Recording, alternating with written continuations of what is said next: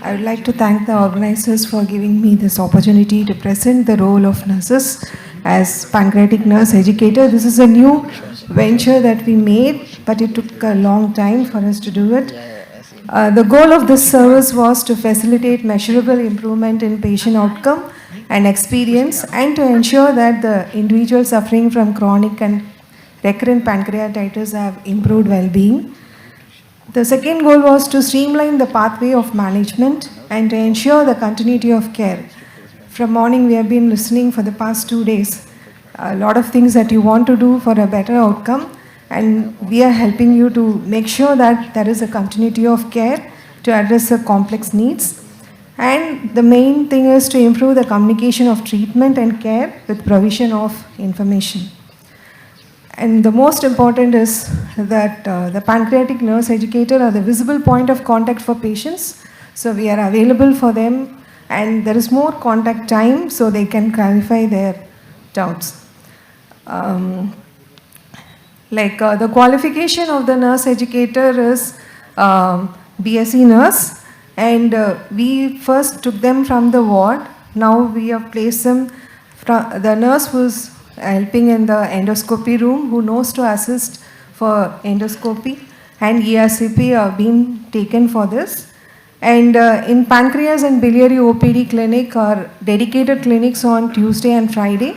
So on those days, this educator function will be in the OPD. On the non-OPD days, they'll be in the GI motility physiology studies we are doing, where we do manometries, esophageal and rectal, anorectal manometry, as well as the biofeedback therapy. They also do the teleconsultation at that time. We have 3 of them, so they take turns to do that. And they report to me directly, and they are being trained by the doctors, and we have updated in-service educations to make them be abreast with the improvements. And the main thing is how we maintain the quality of the nurses whom we have chosen as nurse educators by doing a performance appraisal. They have a very stringent appraisals, and the validation is done, and the feedback is given to them, and they are always corrected, and what we expect from them is always extracted. And how did this educator came up? It was this story started long back. It was in 2017 when Dr. Sudipto returned from his sabbatical leave. He was saying that we should have, and we already had a system of IBD nurse education and liver transplant educators. So he said we need to have people to treat and help the pancreatic patients to manage their pain and their symptoms. So then nursing HOD, Mrs. Jasmine Anand, was very willing to support for this, and without any budget from whatever was the existing staffing, from that we were delegating one person to attend. And that time the main focus of the service was only pediatric, and we have worked very closely with the pediatric team, and a few adult patients were also seen, but it was not a full-fledged or the patients were not charged for this service because it was on the run. And how did it grow is from 2017 to 22, it was an unbudgeted post, and they were seeing only 10 to 14 cases per week, mostly the pediatric, and the focus was only on disease education and the symptom management. After we shifted, we had a quite stumble because of the COVID, but still we were able to do something. And then we had a transition of the campus. We shifted from the town campus to the Ranipet campus. There we lost our pediatric patients. Now it is mostly focused on adult, and we do get few pediatric patients, but now it is a budgeted post. So they are fully there for the patients, and the contact is also all the time. And the counseling is done about 50 to 60 cases per week. And the main focus is on disease education and symptom management. Nutritional assessment is done. The teleconsultation and mail are there. They also contribute in the collaborative research with the registrars, and the individual researchers are also done. And we have made some information pamphlets for patients to also look to whenever they have a doubt, and they also can call us, like hotline numbers are being given. So the outcome has been there is an improved treatment compliance among the patients, and the frequency of admission because of their symptom management has reduced drastically. And more than anything, there is a lot of input or feedback from patients that they are fully satisfied because they can always reach out to the medical help, and it is not under any charge. It is only when they come to the OPD, they make a payment and come. This teleconsultation and the telephone advices, all these are not being charged, so they always are in contact and the continuity of care is ensured. So in the OPD, what do? When the patients are being registered, the nurse educators do the initial assessment, they take an history, they look at their clinical station, and they also see whether the workup is being done and anything has to be done that is being ordered. And they also teach patients to understand the disease condition by showing them a video, so they understand whether it is acute or chronic, what is exactly happening to them, and what is the physiology of the disease. This empowers the patient and family to understand their self-care strategies. And we also have this multidisciplinary collaboration. It is easy for us, and based on the need of the patient, we help them to take a appointment early, and this is being streamlined, and the psychological support and social support is also given, and the follow-up is always done, and the email consultation when patients try to reach us through emails, their complaints are being addressed, it is shown to the people, to the doctors, and whatever the changes have been done, that is communicated. So even in the far distance, the people are taken care who are under our registry. So the role of nurse in the non-OPD days, what do? They're actually in the GI motility they do, and there we get, when we get phone calls, main thing is clarification of medication queries and refill requests are also taken care. And when the patients approaches with the symptoms, the triaging of the symptom is done, and based on that they are advised to come for immediate management or for any advices that is needed as per the disease symptoms has been advised.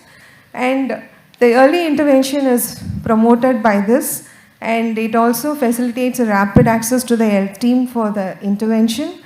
And we also, sometimes we tell them to give an investigation and go. When they reach out, we tell them the results of the investigation, so they are assured. So this is how we contribute on the non-OPD days. So it is like a 24/7 reach out for the patients with pancreatitis.